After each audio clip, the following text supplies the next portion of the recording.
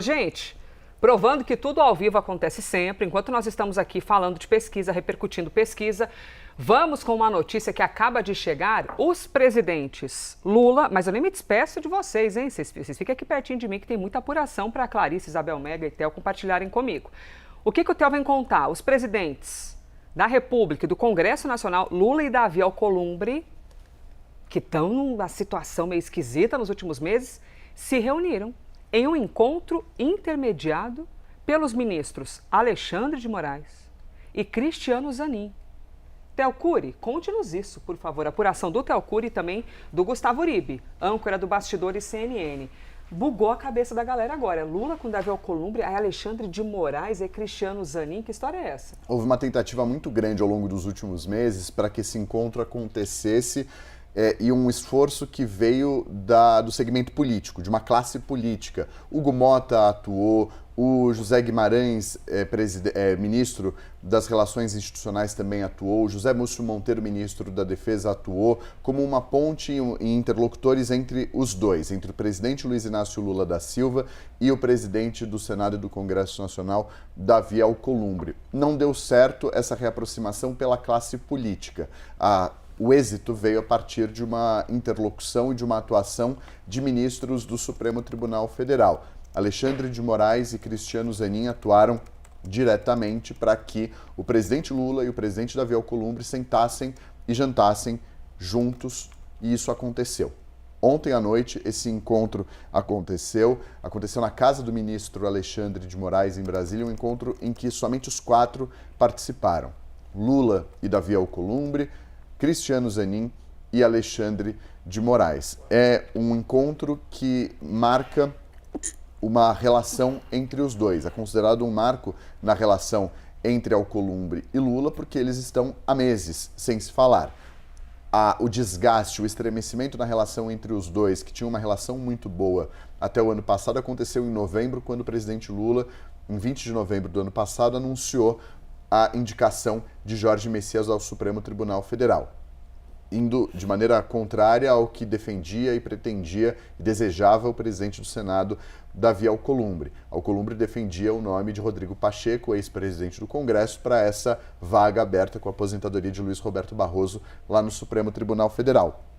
Lula bancou a indicação de Jorge Messias, a despeito de avisos, a despeito de alertas, e em abril desse ano, em um ato histórico, o Senado Federal impôs uma derrota ao presidente Lula, rejeitando o nome de Jorge Messias ao Supremo Tribunal Federal. A partir daí, a relação foi interrompida, foi suspensa. Azedou, né?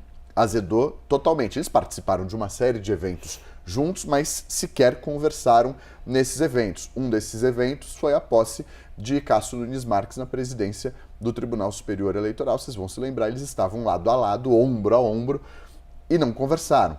Sequer se olharam, no máximo cumprimentos protocolares de chefes de poderes. Inclusive, interlocutores deles dizem que não tem cabimento nenhum dois chefes de poderes ficarem mais de 100 dias sem conversarem. Então, foi colocado em prática esse plano, tanto pela parte política como pela ala jurídica, por ministros do Supremo Tribunal Federal. Que Gustavo Uribe e eu trazemos de informação aqui é que esse jantar aconteceu ontem, então, na casa do ministro Alexandre de Moraes, contou com, além da participação do Cristiano Zanin, do presidente Lula e do presidente Davi Alcolumbre. Mais de 3 horas de conversa entre eles. Conversaram de todos os assuntos possíveis, não há nenhuma sinalização de nova indicação do presidente Lula ao Supremo Tribunal Federal. A tendência é que, de fato, se espere a conclusão das eleições desse ano para que haja uma reformulação, uma recomposição do Senado Federal, e aí sim, com a vitória de quem seja o presidente da República, as discussões são retomadas e as conversas são retomadas para a indicação do novo nome, ou, se o presidente Lula for reeleito, do próprio Jorge Messias, como o presidente já sinalizou que gostaria. Resumo da ópera: depois dessa conversa, desse jantar, a avaliação dessas pessoas que participaram é de que zerou e recomeça a partir de agora uma relação entre eles que reataram. Já? Um jantar, muitos fatores ajudam a explicar o tempo que se passou muito tempo, o timing agora com a proximidade das eleições, mas agora a avaliação é de que a relação está restabelecida e o canal reaberto.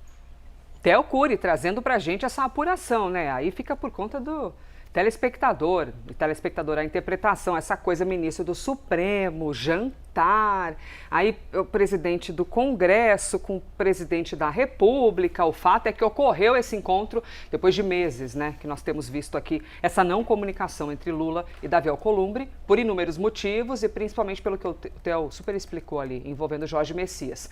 Bom, vocês estão vendo que é um jornalzão cheio de coisa. Voltando aqui para a toada eleitoral, hoje é dia 5 de agosto, já falei para vocês, é o último dia para oficializar as candidaturas, inclusive daqui a pouco Flávio Bolsonaro deve anunciar quem vai ser o vice, não fizera isso ainda e hoje é o último dia, né? Então tem previsão de anunciar daqui a pouco. E aí, Clarice Oliveira, por falar em Flávio Bolsonaro, a gente está aqui semana após semana acompanhando o lance do Centrão, republicanos, progressistas, neutrox na eleição. Ó, a gente não vai apoiar ninguém oficialmente, nós não seremos candidatos a vice de ninguém e tudo mais. Para quem isso é pior, para Lula ou para Flávio? Flávio fica um pouco pior nesse cenário sem o apoio inicialmente do Centrão? Para Flávio, sem dúvida nenhuma, Elisa. Por quê? Porque esse movimento dos partidos de centro que eles coroaram, se uniram, na verdade, no mais puro pragmatismo clássico do Centrão.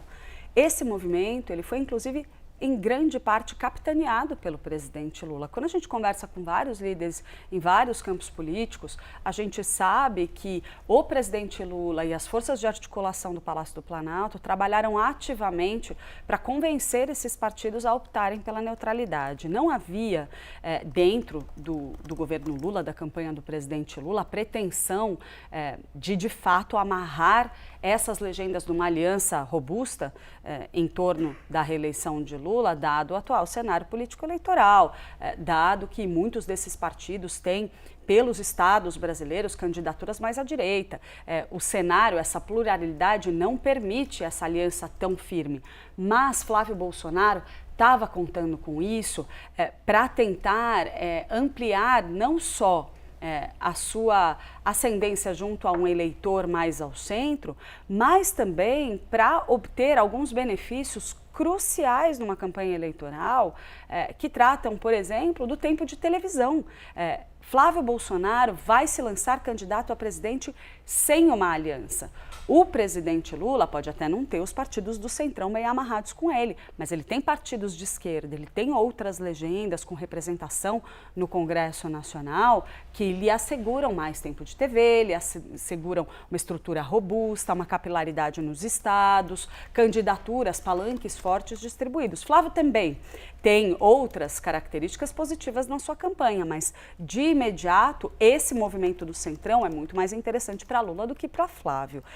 O que a gente precisa olhar com bastante cuidado para o que vai acontecer daqui para frente pelas especulações feitas por aliados do próprio Flávio nas conversas comigo.